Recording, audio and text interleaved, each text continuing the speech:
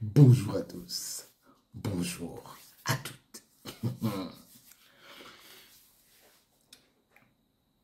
Marc Brice, donc tu as banni les gens dans le football camerounais.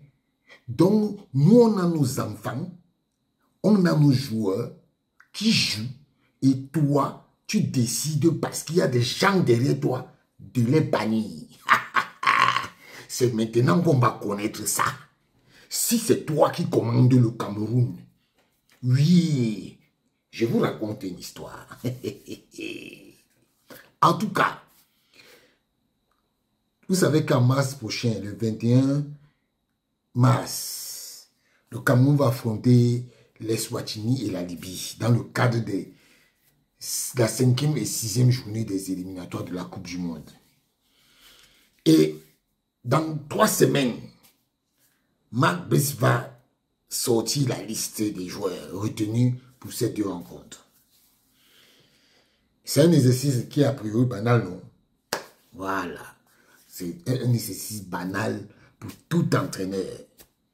Mais il faut savoir que les choix de Marc Brice sont guidés par des critères basés sur la performance des joueurs et le mérite. Mais sauf que Marc Brice, pour lui, ce n'est pas ça. Ce n'est pas ça. Parce que quand on va nous chercher des joueurs en Ukraine, à Israël, en Islande, est-ce qu'on a des critères de performance? Non. Et il y a un groupuscule de personnes qui font la pluie et le beau temps dans les lions indomptables. Et Marc Brice a activé une liste noire. Moi j'appelle ça les bannis. Parce que quand tu es dans la liste noire, c'est que tu es un banni. Et il a eu pour consigne, pour une dizaine de joueurs environ, de ne plus être sélectionnés dans les lions indomptables. Et les commanditaires sont bien des personnes haut placées. Oui. Il faut savoir qu'au lendemain de l'élimination du Cameroun en 8e de finale de la CAN 2023, il y a eu un énorme rendement autour des causes et des conséquences des performances de Rigobert Song. Oui, vous avez vu, les gens insultaient Rigobert Song. Wow, wow. Et le 10 février 2024, le président fait le bilan de la CAN et tire une sonnette d'alarme en donnant des orientations que certaines personnes ont dévoyées à des fins de manipulation de l'opinion publique, mais surtout de déstabilisation de la FICAFOOT. 17 jours plus tard, après le discours du président, le président de la FICAFOOT, le manager sélectionneur et le team presse officiel des Lions indomptables vont être reçus à tour de rôle par Séraphin Magloire Fouda, le ministre secrétaire général dans les services du Premier ministre, qui a été chargé de diligenter les consultations prescrites par le chef de l'État, à l'effet de faire un bilan clair de la CAN ivoirienne, mais de donner également des propositions de sortie pour une meilleure représentation. Mais sauf que, dans la foulée, Rigobert Song et ses collaborateurs tout son staff, leur contrat arrive à expiration. Et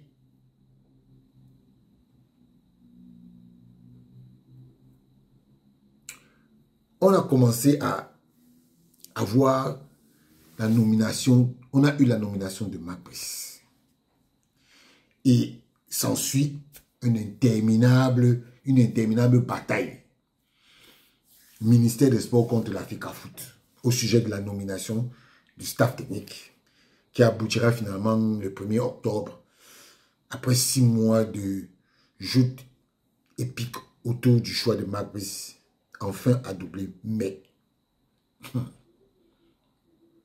il faut savoir aussi qu'il y a eu 11 joueurs ayant disputé la CAN qui ont pris leur courage pour écrire au président de la République juste après la compétition pour dresser un bilan sans état d'âme de ce qui s'est passé aussi bien au stage à Jeddah en Arabie Saoudite durant la préparation qu'en Côte d'Ivoire pendant la phase finale. Oui. Le président de la République, Paul Biya, son excellence, avait reçu un pli fermé de 11 courageux lions inondables qui avaient tous signé la lettre, non sans reconnaître leur contre-performance, mais aussi pour dénoncer l'immixtion et l'intrusion de quelques caciques du pouvoir qui ont contribué à saborder le travail de la FECAFOOT et par ricochet la participation de l'équipe nationale à la CAN. Ce courrier, ça a fait tache d'huile. Oui, ça a fait tache d'huile. Puisque la version des joueurs était à l'opposé de celle des acteurs qui avaient pris le soin de travestir les faits à des fins de manipulation de l'opinion publique. Oui, et de dénigrement d'une seule entité, la FECAFOOT en l'occurrence. Waouh. Les rédacteurs de cette lettre ne savent pas, pour la plupart, qu'ils viennent de signer leur arrêt de mort en équipe nationale. Oui, puisque par la suite, Mac Brice est venu et confirmera la thèse de la liste noire, d'un cabinet noir, oui, mis sur pied pour barrer les convocations en sélection. Quand je vous dis souvent que la liste là c'est fait au ministère des Sports, vous croyez que je blague, non? Mac Brice ne fait pas la liste. Hein? Mac Brice, ce n'est pas lui qui fait la liste. C'est le ministère des Sports. Et il y a des gens là-bas qui vont même contacter les joueurs de Ligue 1. Etienne, donne-moi l'argent. Tu as été dans la liste. Tu ne donnes pas, c'est bon. Oui, oui, oui. Et le premier des bannis, le premier des bannis, hein, oui, c'est Fabrice Houmbouà. Oui. C'est lui qui symbolise et personnalise à lui tout seul cette liste noire de bannis de l'équipe nationale sous Mac Brice. Malgré ses 50 sélections hein, en équipe nationale et son statut d'ancien du vestiaire, il n'a plus été appelé depuis la fin de la CAN. Interrogé lors des conférences de presse sur son cas, Mac Brice avait mis en avant le critère de l'âge et de la performance. Pourtant, Fabrice Houmbouà est champion d'Afrique 2017. Hein. Il joue encore. Hein. On le voit jouer en Europa League. Hein. Oui, oui, oui, oui, oui, oui. C'est l'aîné d'André Onana de 3 mois. 3 mois.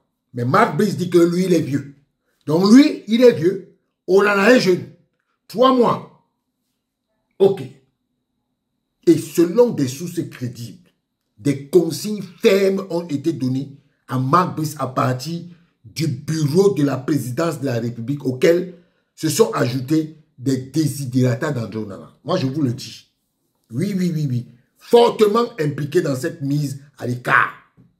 Ce dernier préférant avoir à ses côtés Omosola. Oui, oui. Donc le temps de jeu est en deçà de celui d'Onana, de Fabrice Ondoa. Par ailleurs, double vainqueur de la Coupe de Lettonie. Il a joué la Champions League, tout le monde a vu.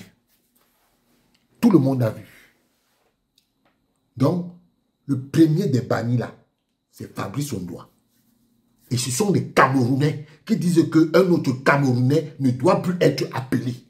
Oui, oui. Le deuxième, Olivier Kemen. Oui. Il joue à Istanbul, Başakşehir, le club le plus huppé de Turquie. Il est titulaire.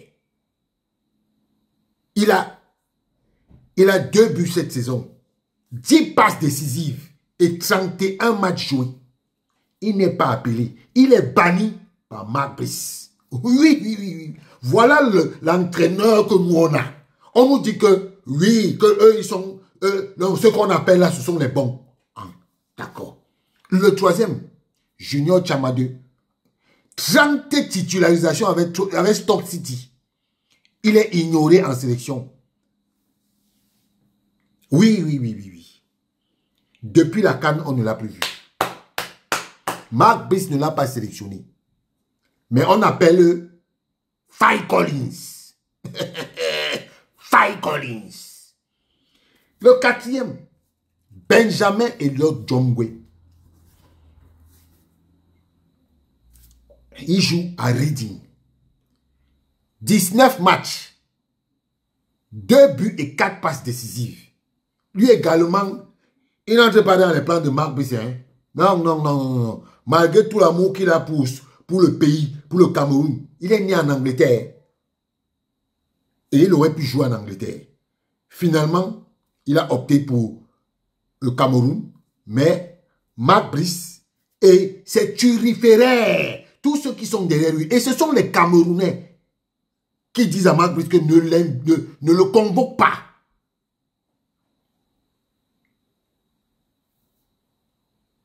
Après ça, Malcolm Bokele.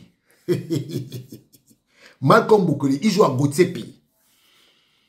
Il a joué 20 matchs, 1 but, depuis le début de cette saison. Il a même participé à la CAN. Et depuis là, et tout ce que je cite là, ils étaient à la CAN. Hein? Ils étaient à la CAN. Malcolm Bokele était à la CAN. Aujourd'hui, il est même sollicité par Galatasaray. Même ça là. Même ça. On ne le prend pas. Enzo Chato. Tout le monde le voit. Il a déjà joué près de 21 matchs avec Montpellier. Il est titulaire. Latéral droit. Il n'a jamais été convoqué. On peut faire appeler Faye Collins. Oui, oui, oui, oui, oui, oui. On peut faire appeler Marc Bonnet. Hein?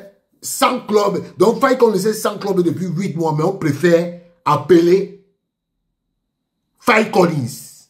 Oui. Voilà le Cameroun qu'on veut.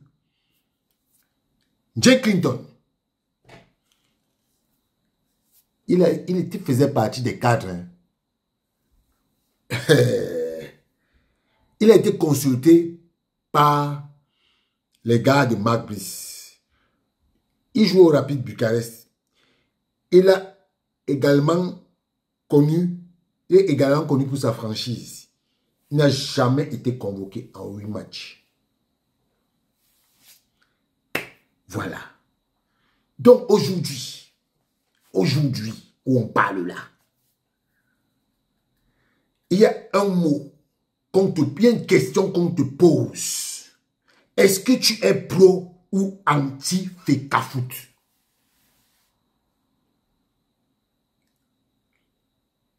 Si tu es pro Fecafoot, toi-même tu sais que tu ne seras pas là.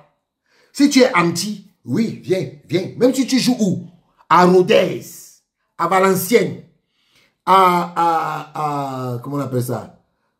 En Ukraine. Il y a le championnat en Ukraine.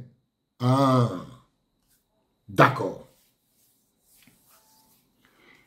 De toutes les façons, ce que vous faites là, ça va vous retomber sur la gorge. Depuis des semaines, on vous dit que ce monsieur fait de la... Il a dit que c'est lui qui commande, non? C'est moi qui commande. C'est moi qui commande. Tu commandes, non? C'est bien. Bravo. Commande bien, hein? Commande bien. Quand on va te chasser de là, quand on va te chasser, on verra comment tu vas encore commander. En tout cas, les bannis, soyez forts. Soyez forts. Parce que c'est mieux d'être dans une sélection où on t'appelle et tu sais que tu es légitime pour être là que d'être dans une sélection où les gens sont là pour récupérer l'argent sur le dos des enfants des autres. Voilà. En tout cas, on attend la prochaine liste de Mac Brice. On attend sa prochaine liste. Et sachez que les Lions Indomptables étaient en réalité